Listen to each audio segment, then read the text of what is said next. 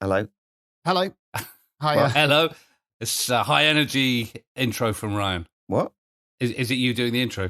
Yeah. It's me. I'm doing the intro now. Oh, right. I'm loving Okay. this in your own inimitable style. Can I just ask one thing before we begin? Mm-hmm. And don't hate me for this, but we're supposed to be in Doha this week, and it's quite important that we are. I am. Where are you? I have. There's been a big mix-up with where I am. I'm in Western Samoa. I thought you were going to say Western Supermare then, but no. Partly a mistake, but also I just wanted to do a bit of research as to whether we've missed anything in Polynesian football for the part. That's dedication. I'm impressed with that. The answer is no, I haven't missed anything. I think we've covered Polynesian football. I did a similar research mission. Well, it was partly research mission, partly because I booked this ages ago, but I'm in Butlins Minehead, and they do have a fun fair here, but to be honest, I don't think we can borrow much from it. It's sort of really mouldy, shitty teacups that you spin round in, and I regret coming here, really. Tuvalu has, they're like the lowest ranked team in FIFA, I think. In the FIFA coefficient. And half of their pitch is a landing strip, isn't it? Yes, I think that's true. They've barely got enough population to muster a first 11. That's how tiny they are. But yeah, if we played them, they'd beat us, right? I'm not sure, Anthony. I think the three of us would give them a ruddy good go. It'd be like one of those the Japanese game show with three adults versus 100 kids. What do you call someone from? This is not a joke; it's a genuine question. Right. What do you call someone from Tuvalu? Tuvaluese? Tuvalu-esque? Good question. Let's find out. I'll tell you what. I'll go there on the way to Doha next week. I'll go to Tuvalu and I'll play them at football. I'll let you know how I get on. Right. I mean, we've done it again, but why not? Let's just let's park it for this week. Let's discuss three more ideas and let's do our best, our very, very best next week. We really have to get cracking next week. Should we all maybe reconvene in England and then all make sure we get the same flight out? Well, why don't you together? lads come out to Tuvalu for a couple of days? Oh, no. We'll play the national team at football and then we'll go to England. Yeah, and then we'll go to Doha. If there's a kick about, I'm involved. Great, frankly. Right. So I'll see you in Tuvalu next week. We can beat those. We've just lost our listenership from Tuvalu. All right, let's get on with it. He lives inside the grandstand. He wears the captain's armband. To keep you uppy as he saves a little puppy. Captain. Footballland.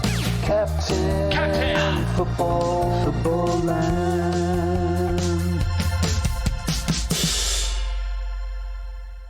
It's Father's Day coming up, isn't it? It is, yes. There are a lot of fathers and sons in football. I mean, you've got Alex and Darren Ferguson. Harry and Jamie Redknapp, Steve Bruce, Alex Bruce, Kasper Schmeichel, Bradley. Peter. Yeah, I mean, it is quite an incredible amount of father and sons, and father and sons quite often have sort of problematic relationships, right?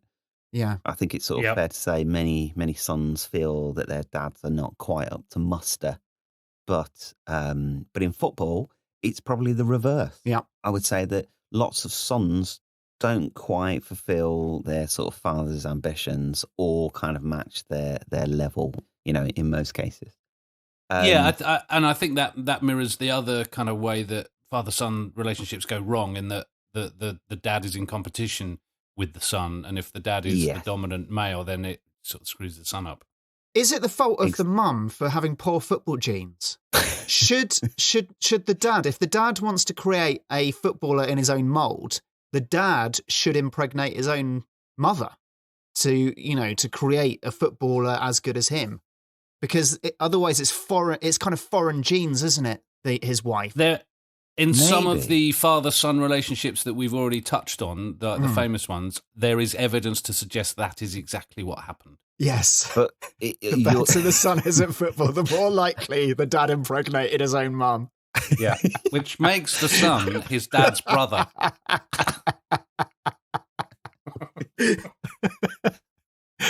Well, you look at some players and you think Alex Bruce probably not.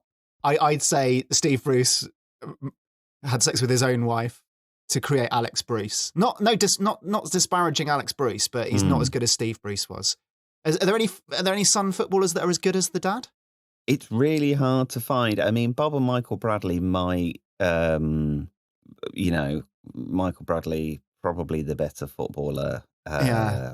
But Dad has. Well, let's see how Michael Bradley's management career plays out.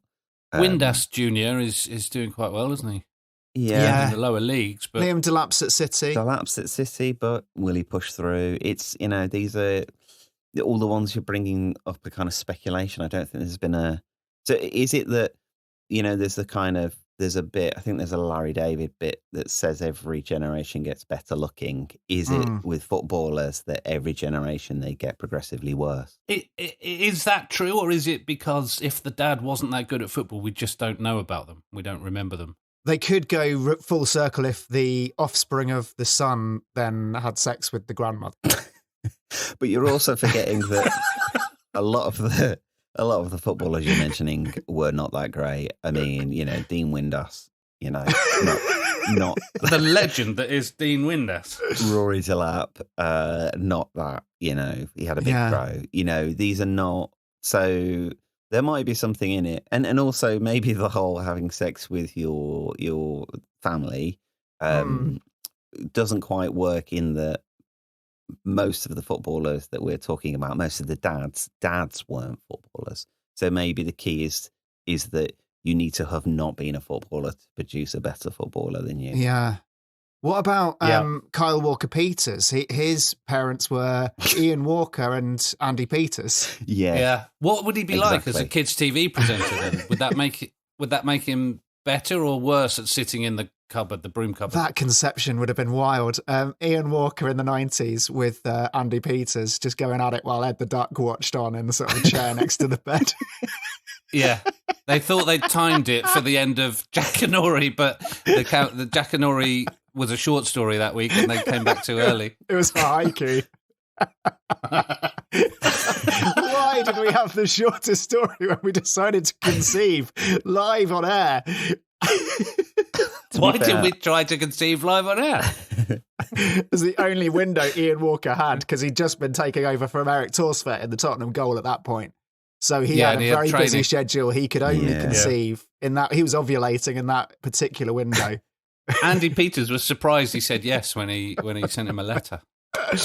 Anyway, it's probably not the weirdest thing you would have seen on 90s TV. I'm pretty sure I saw that segment on Eurotrack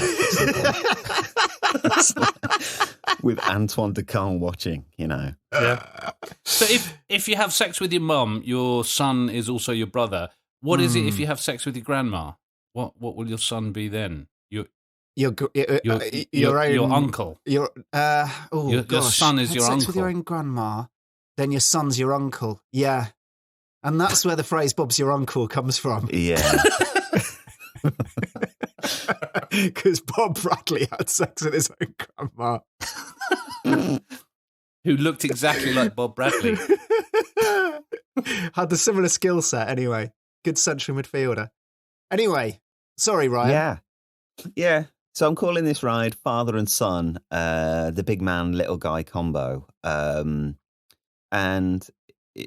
While I kind of initially envisaged that it was a rent-a-dad service for sons who sort of wanted that kind of nepotistic love of like a footballing father, the dad that kind of, just puts you in the team that even you may not deserve your sort of position, that level of kind of affection.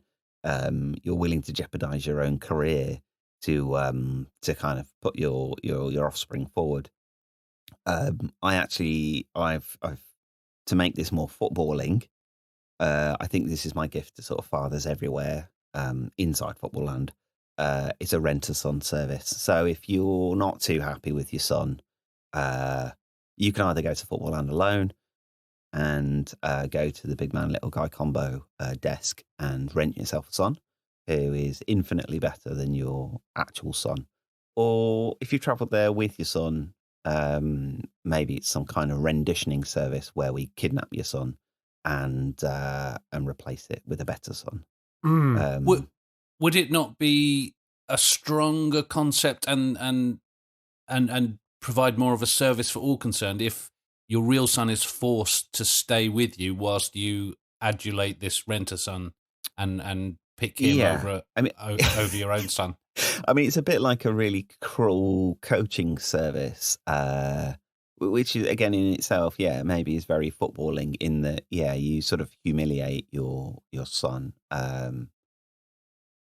and constantly point at the better son and sort of say, this is what you should be doing. That level of kind of dadness would be very fitting. It's really nice, though, because so many parents at Sunday League are just so frustrated with their children on the touchline, just thinking, why is my child so badly coordinated? And, to have almost like a son escort service is nice, but can we don't go down a cloning route? Because then there's no kidnapping. Could we not clone your son, but add in some football DNA? Because football's full of DNA. Football's swimming in DNA. Can we more DNA in football than in any other sport? Can we I'm not a bit get worried that you're describing tests? Sperm. No, no, I'm not. I'm talking stem cells. I'm talking stem cells here. Okay. Stem cell research. Okay.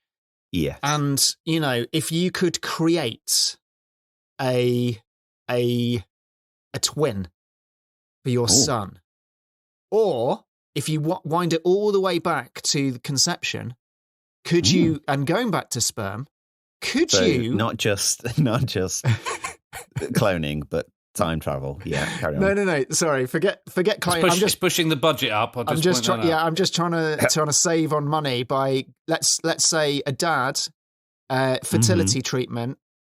So many test tube babies are twins now because they implant a few more eggs. Or I'm not a scientist. The science is just better and it works more effectively than it used to. If you have twins, you get more for your money.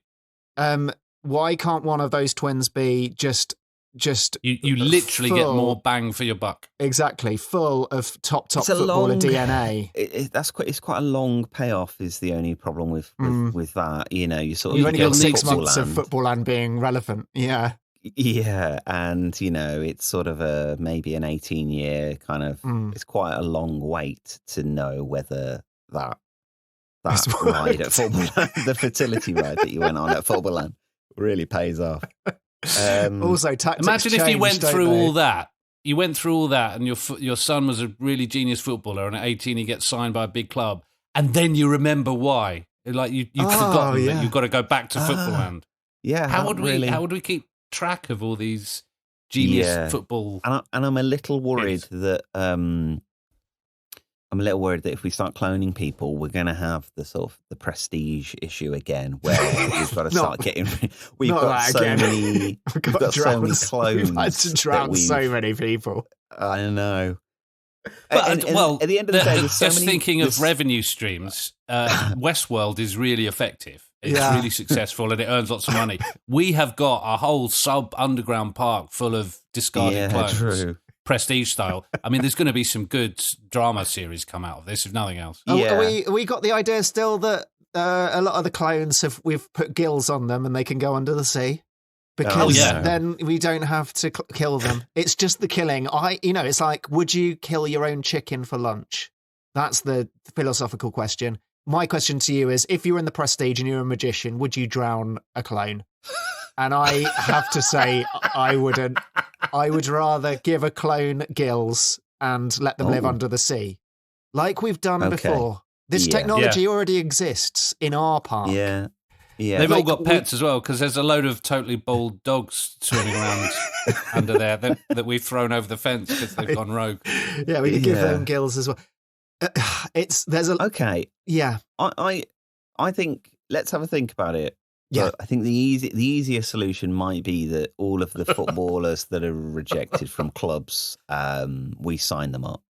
That there's a very high turnover in sort of in unfulfilled talent, and those sons might not be great at other they might not be great at other son stuff, but they will be infinitely better than most people at football. So maybe that's enough. So you're kind of saying, Ryan, that we hang around outside Man City's academy, and as soon as we see a 17-year-old or 16-year-old kid go in for a meeting with the coaches and the management, as soon as we see them having that meeting and coming out of the doors with their all of their possessions and crestfallen, we then add insult to injury. We kidnap them, we put them in the back of a car, we drive them to Doha, and we give them an entire new family.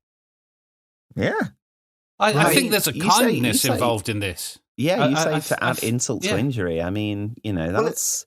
it's just a lot to take in. Yeah, it's a lot to take in. It is a lot to take in. But they'll only be distressed for a little while, and then they'll realise that their footballing talent is appreciated all over again. Yeah, exactly. Yeah, fair enough. They can just do some keepy-uppies in a queue, and Dad's well happy. Maybe we set up a kind of little five-a-side tournament. They can go on and kind of crush it, all the other sons. That sort of thing. And we'll put them up in the International Break Hotel. What more could a young man sort of want for? And he's not really got to develop the bond with the father either. It's a very temporary thing. It's just for the day. What happens if it isn't temporary? What happens if there is a strong emotional bond? That party at the end of the day is going to be awful. Do we allow for extended loan periods? I think we allow for extended loan periods. Okay, that's humane. I've got a problem with the safeguarding techniques here, Ryan. Oh.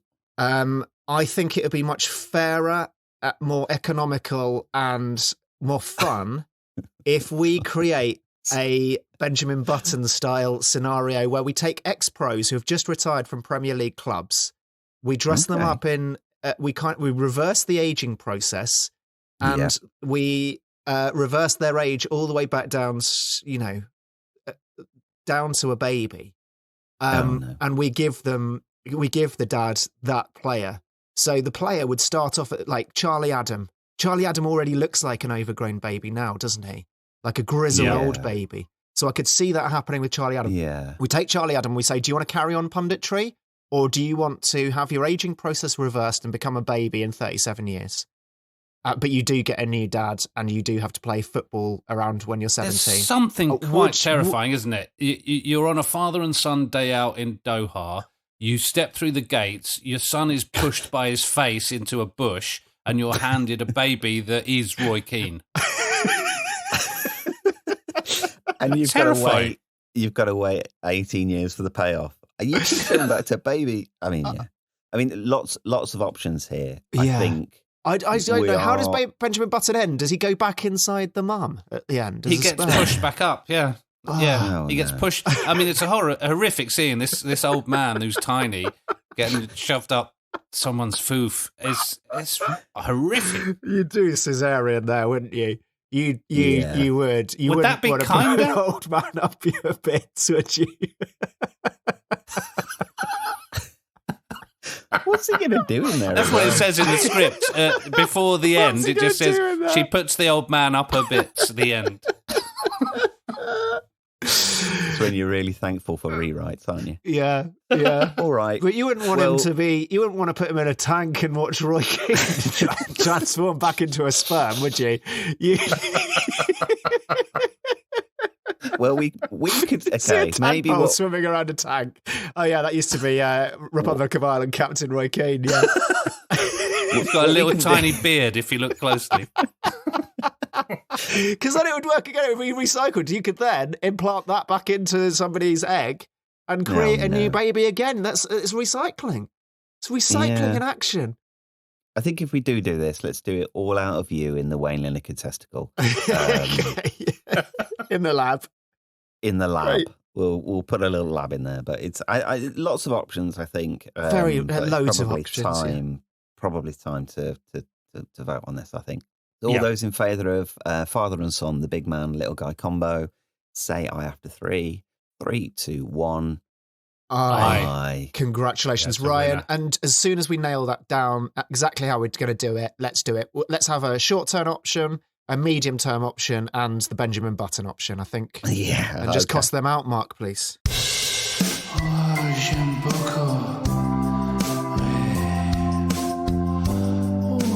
Hello, footballer.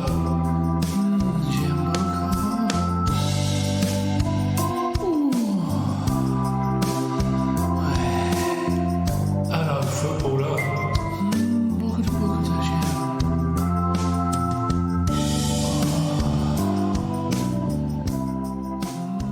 At the time of recording, we are just post end of the season, so there's lots of these happening, and by these I mean open top bus parades. Oh.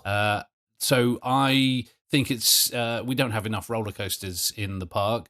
There is an argument for saying we have too many roller coasters, but I'm going to say let's have another one, and it's the open top bus roller coaster. Wow. So I'm quite excited by a double-decker roller coaster. I'm not sure if such a thing exists already, but if you want to be safe and a little bit boring, you can sit downstairs on the open-top roller coaster. Who would do that? I mean, but fair play. For people with mobility issues, they would want to do that, wouldn't they? Well, possibly, yes. Is there such a thing as an enclosed roller coaster anywhere? Can you be indoors in your roller coaster compartment? I don't know.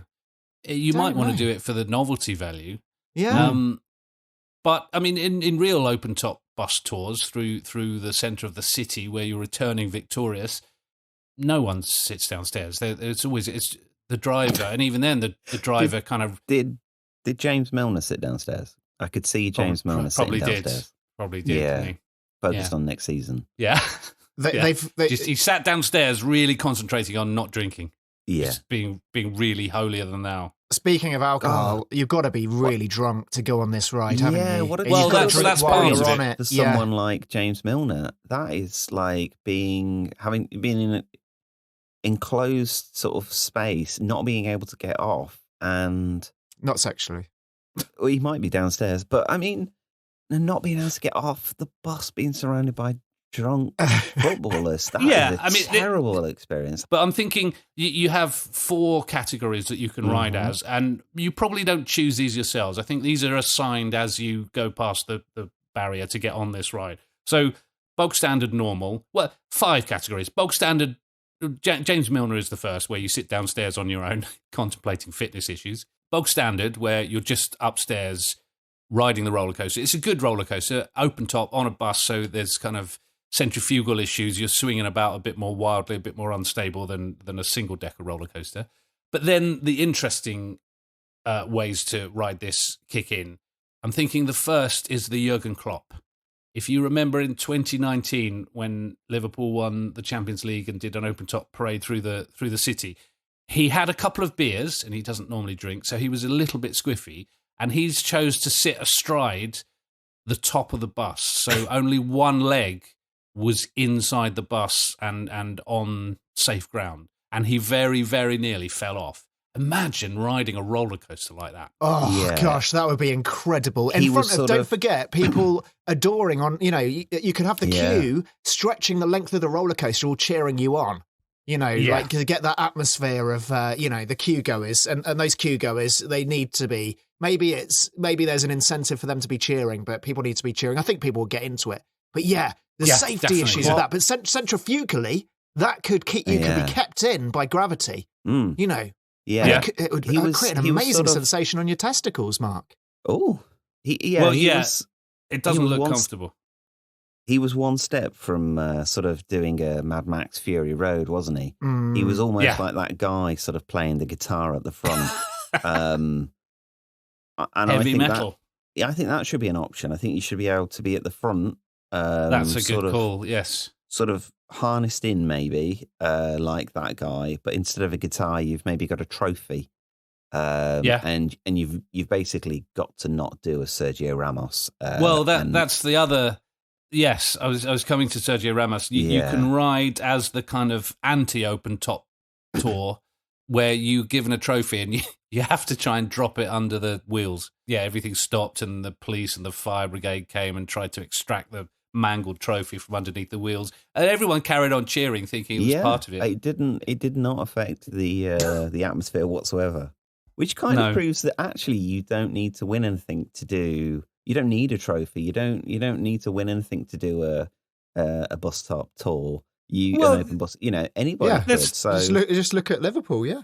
Yeah, I was going to say there's something quite sweet in one way of looking at it, and something quite utterly bizarre that this season ended on a massive downer, in two massive downers, and they still did an open top bus parade, and it was still really celebratory. I don't know quite what to make of that. Yeah, but, you could really piss off sort of the Roy Keanes and the Souness's, which if you're caught celebrating avoiding relegation, that you know what I mean. You could just really kind of ratchet it up. I was going to say, has anyone had an open top bus parade for avoiding relegation? That would be. I would love that. I would. Sure, Everton are thinking about it, aren't they? Yeah, they must be thinking about it. I mean, do we incorporate this element into the roller coaster in that it is for something? You've just been promoted at work, or you've just avoided the latest round of redundancies. You get your open top bus tour in Footballland. You choose who the Jurgen Klopp is, who the Sergio Ramos, and the other one that I really want to be part of this is Jack Grealish. Yeah, absolutely hammered, spouting shit that is preserved for all time on social media. Maybe for that there's like an air filter. I don't know how, but it's through speakers. Everything you say while you're on the ride gets sort of translated into nonsense. Also, when when their eyes are just gone, aren't they? Because they're so pissed, and it happened with Freddie Flintoff and Kevin Peterson, like in 2005, famously, after they won the Ashes, and their eyes were just gone. Like something with gravity. They went to Downing Street whilst they were in that state, and there was an England game, like football game, and they were all in the crowd, and they were interviewed live on the sporting coverage, and they were hammered and swearing, and it was glorious. Just absolutely hammered, and it was towards the end of the cricket season, fine, but like it there was still a few weeks of the season left to go. I mean, that takes some doing. Like usually, it's after the whole of the season is finished of a sport. You don't have a few games left. Although, didn't Real Madrid have a open? Didn't they all go out and get pissed after they won the league, and they still had the Champions League 2 weeks later? Yeah, I think they did. Yeah. So there are, but I like your idea of celebrating something. Maybe there can be some thorough interview processes at Footballland in the queue. What are you celebrating? Why? And they put you into categories. So it's like, I got promoted at work. Then maybe there's 30 or 40 people that have all been promoted at work. They can all go on one roller coaster ride of it. And, you whittle out, it's my birthday today. I'm sure there'll be lots of birthday celebrators in the crowd. You can theme each ride. I mean, for the stewards, that is quite a logistical hassle. But maybe if there's 5 queues and each queue is for a different category, maybe that's the easiest way to do it. When you book a restaurant and it says, is it a special occasion? And there's a little tick box. We could just do that when you're buying your ticket at Footballland online. But I think the roller coaster should be quite aggressive, quite, for hardcore roller coaster fans only, especially if we're not giving anyone a choice. The G-force has got to do that to make your eyes go. To make your eyes go all weird. I think the gravity of the roller coaster does that to your eyes rather than alcohol, because don't forget alcohol's banned in Qatar. So we can't have anyone drinking on the ride, unfortunately. We've got the boating lake full of alcohol. Yeah, that's true. There will be vapors might kind of waft off the lake. You could have a sprinkler system of fizzy, non-alcoholic wine that sort of coats everyone in this sort of film of fizz. Well, we have got Uri Geller in the park and Paul McKenna. We can just use their mind tricks to convince everyone they're hammered, even though they're not. That's very true. And I think it might be a nice touch to do the Jack Grealish interview after you get off. You're hammered either through G-Force or through Paul McKenna clever mind tricks, and you get to take that away. That gets posted on your social media, and you've got that preserved forever. I'm curious to see whether Jack's going to be as pissed when City next win something. Like say they win the league again.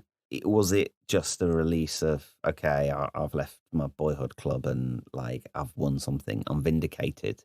Or is it just he likes any excuse to get absolutely shit-faced? Well, he's also probably quite a lightweight, and considering what he's done in various off-season sort of trips abroad. Yeah. Lockdowns. Yeah. I mean, Yeah. Seconds after telling everyone stay indoors and behave, he got hammered and crashed his van. Jeep. I would like it if he was driving a van. On a bus. Really, just for no reason, he's just driving a white van, like a really battered, rusty one that's got, clean me written on the back or something. Yeah. All right, I think we're ready for a vote. Everyone in favour of the open-top bus roller coaster being part of Footballland, say aye after 3. 3, 2, 1. Aye. Aye. Congratulations, Nice. Mark. Well done. Yeah. Footballland, Footballland, Footballland. I have an idea. I've been reading a lot about Mount Everest recently, and just how busy it is. Oh, busy. People complain all the time. I don't want to climb Mount Everest because there's so many people. There's lots of litter. Apparently. Yeah, feces, bodies. Have you read Into Thin Air by John Krakauer? No, I don't. It's an amazing book. Is it 500 pages of him complaining about how busy it is? That's all everyone's doing. Kind of, yeah. We are going to give back Everest to the Nepalese. Oh, we're giving it back. Well, only a quarter of it belongs to them, doesn't it? Yeah, I don't want to get into geopolitics, but let's just let the Nepalese have it. Let's have it. Problem solved. Yeah. And the best way to do that and to make money for ourselves is to create a rival mountain, one that's just as big, if not a foot higher than Everest, in Footballland, called Mason Mount.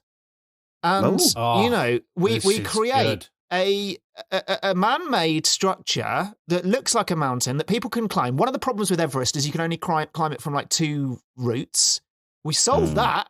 Let's let everyone climb it from different ways. A bit like Arthur's Seat in Edinburgh. You can climb that lots of different ways.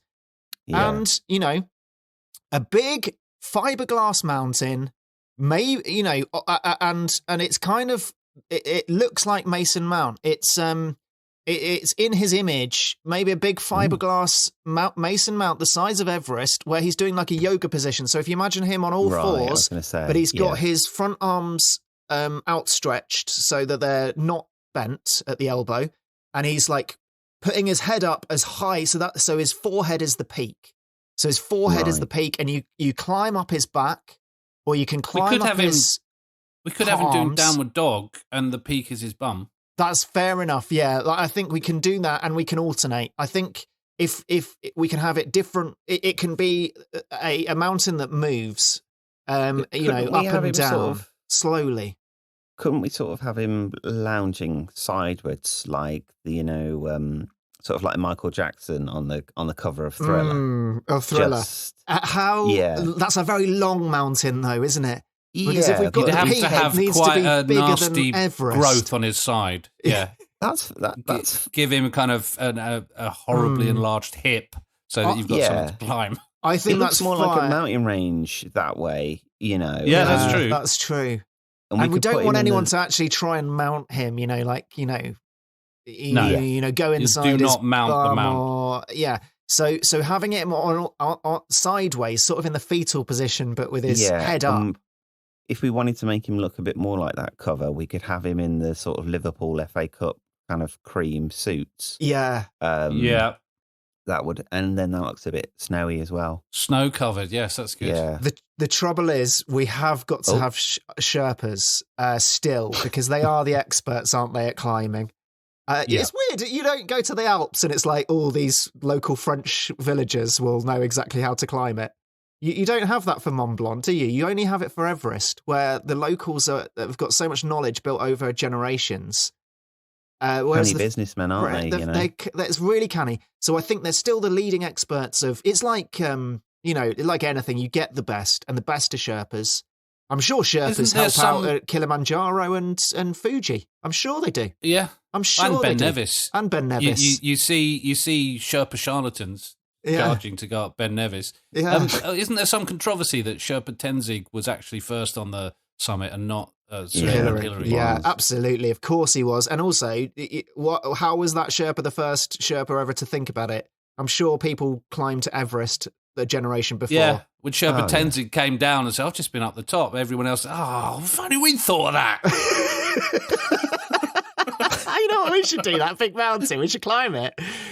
It's so obvious when you say it out loud, isn't it? But I think... What have we been doing all these years? Sherpas, obviously, they know Everest so well. We need to get some Sherpas for a couple of years, or if we can condense it into a 6 weeks period and just, verse them in so much Chelsea history and Mason Mount history and the lore of Mason Mount and just the history of Chelsea FC and all of the games he's played, so that they just know every inch of his body and the best way to climb it.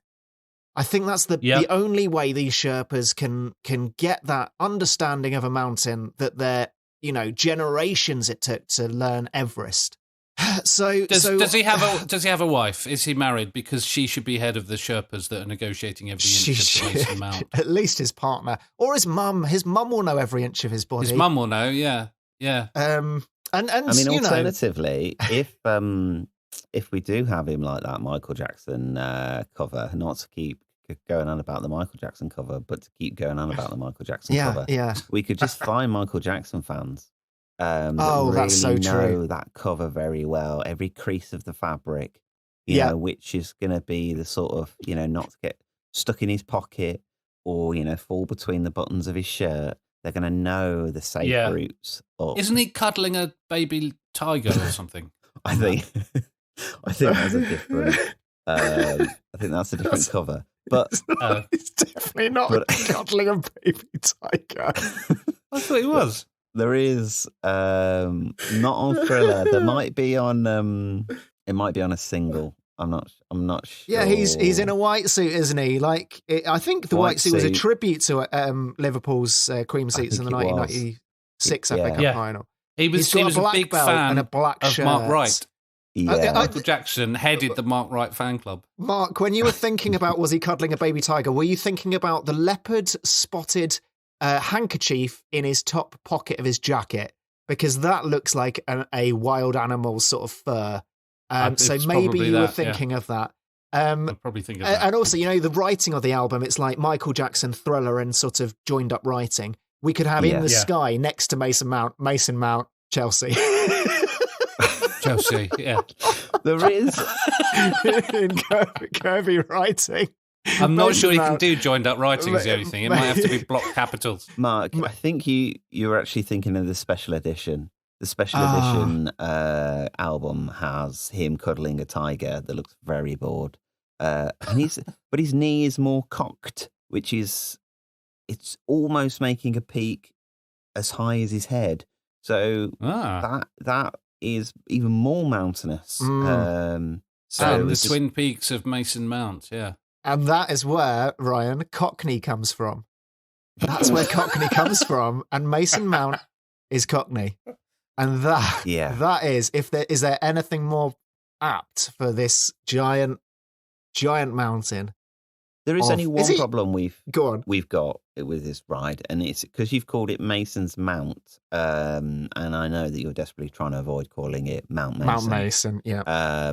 Because then people might think it's Ryan Mason of Spurs. Well, yeah. And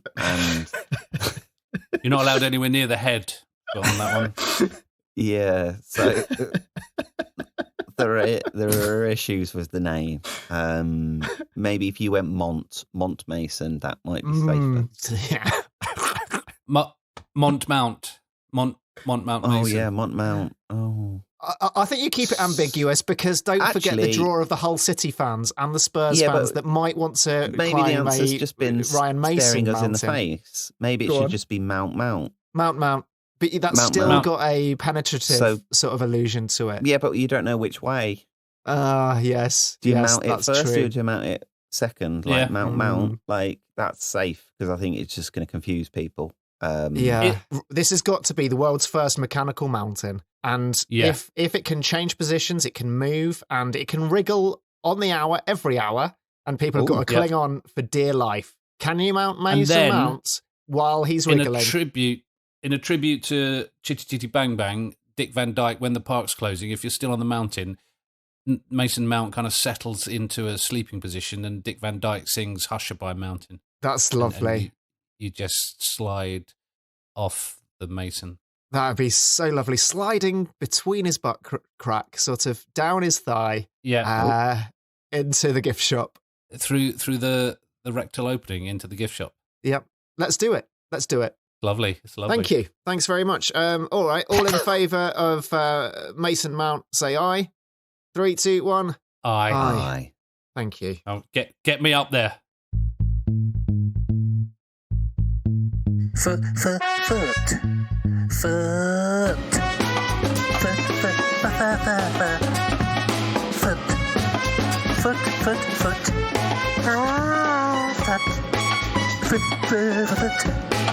Footballland. And that's it. That's another week that we've not started building. If you know what your relation is called when you hump your grandma, let us know. I think I saw that on Jeremy Kyle. Yeah. All right, yeah, and do all the usual stuff, whatever it is, like the show, listen to it again, maybe. Subscribe, definitely. Yeah, subscribe. But if you're listening to it, you probably you can remember. Like I remember, I don't subscribe, so don't feel too much pressure about that. But joining we'll the Patreon is quite. Patreon.com/footballland. Definitely do that. That's more of a. I'd rather they did that than just click subscribe. Well, yeah. I guess on that note, we'll sort of let's see you next week, I guess. Yeah, see you next week. All right. All right. Bye. Bye. Bye. Bye. Bye. Bye. Bye. Bye.